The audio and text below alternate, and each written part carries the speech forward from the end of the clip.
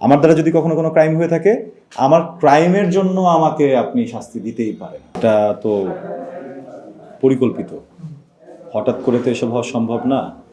তো দেশে যেহেতু প্রশাসন আছে, আইন আছে, তাদের কাছে বলতে চাই যে দেখেন, আমরা যারা অভিনয় করি, গান গাই বা শিল্পী যারা আছি, তারা আসলে আপনাদেরই অ্যাসেট। এখন হয়তোবা আমরা বিভিন্ন জায়গায় ছোট হচ্ছি, হেয় হচ্ছি, রিস্কে পড়ে যাচ্ছি। আপনারা ভেবেই নিচ্ছেন যে তাতে কার কি, একটা নাটক না দেখলেই বা কি, একটা সিনেমা না দেখলেই বা কি, বা এগুলো না হলেই বা কি। কিন্তু আমরা চলে গেলাম, এর পরে যে পরবর্তী স্টেপটা আপনাদের উপরে আসবে না, এটা কি আপনারা নিশ্চিত? এটা তো আপনারা নিশ্চিত না। তো আপনাদের দেশের কালচার, আপনাদের দেশের ঐতিহ্য, আপনাদের দেশের বিনোদনের মাধ্যমগুলো আসলে কিভাবে আপনারা প্রোটেক্ট করবেন, এটা আপনাদের দায়িত্ব। কিন্তু এইভাবে ব্যাক টু ব্যাক এই বিষয়গুলো হয়ে যাওয়াটা,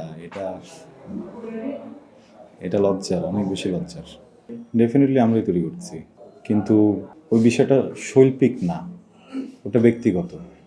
হয়তোবা যারা চলে যাচ্ছে তাদের ব্যক্তিগত একটা জায়গা আছে, তারা হয়তোবা চায় কখনো না কখনো একটা জায়গায় যেতে, রাজনীতির সাথে নিজেকে দেখতে, ওইভাবে নিজেকে গুছিয়ে নিতে।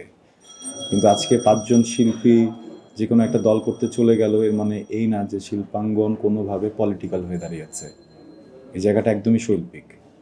এখানে শিল্পের চর্চা হয়, এখানে পলিটিক্সের চর্চা হয় না। তো যারা যাচ্ছে তাদেরকে ওই জায়গাটাতে আপনারা শিল্পী পরিচয় হিসেবে না নিয়ে তাদেরকে ওখানে রাজনীতিবিদ হিসেবে নেওয়াটাই বেটার। কারণ সেখানে গিয়ে তো উনি গান গাচ্ছেন না, সেখানে গিয়ে তো উনি অভিনয় করছেন না, সেখানে গিয়ে উনি তো আঁকাকি করছেন না বা লিখছেন না। ওই সময়টাতে আমি মনে করি যে উনি অন্য পরিচয়, উনি ওনার ব্যক্তিগত লায়াবিলিটিস নিয়ে, ব্যক্তিগত এটাকে কী বলে, দায়িত্বের জায়গা নিয়ে হচ্ছে কি ওখানে উনি যান।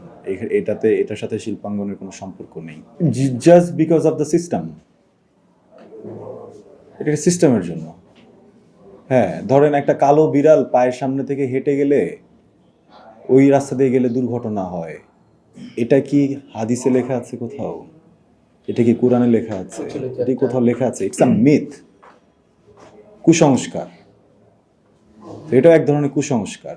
মানুষের মতামত অনুযায়ী, মানুষের ভালো লাগার জায়গা থেকে যেইটা ইচ্ছা সেটা করবে। আপনি কে এটা বাধা দেয়ার? আপনার যেটা পছন্দ না, আপনি সেটা করবেন না। বাট আমার এটা পছন্দ, ইট ডাজেন্ট মিন আপনি এসে আমার উপরে হামলা করে বসবেন বা আমাকে অ্যাটাক করে বসবেন বা আমাকে খুঁজবেন। হ্যাঁ, আপনি দেখবেন যে আমার দ্বারা কখনো কোনো ক্রাইম হয়েছে কিনা। আমার দ্বারা যদি কখনো কোনো ক্রাইম হয়ে থাকে, আমার ক্রাইমের জন্য আমাকে আপনি শাস্তি দিতেই পারেন। দেশে আইন আছে। কিন্তু আমি কোনো ক্রাইম করিনি। আমি যে কোনো একটা দল সাপোর্ট করে গেছি, বা আমি যে কোনো একটা দল সাপোর্ট করছি, বা হয়তো সামনে গিয়ে আমি কোনো একটা দল সাপোর্ট করব, বা কেউ কোনো একটা দল সাপোর্ট করে।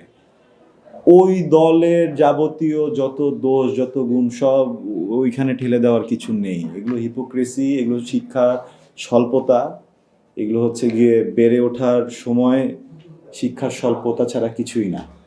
আপনি আয়নার সামনে নিজেকে দেখেন, অনেকক্ষণ তাকিয়ে থাকেন, এরপর ভাবেন যে আপনি নিজেকে কেমন মানুষ মনে করেন। তারপরে একটু ফ্ল্যাশব্যাকে যান যে গত 7 দিন আপনি কী করেছেন।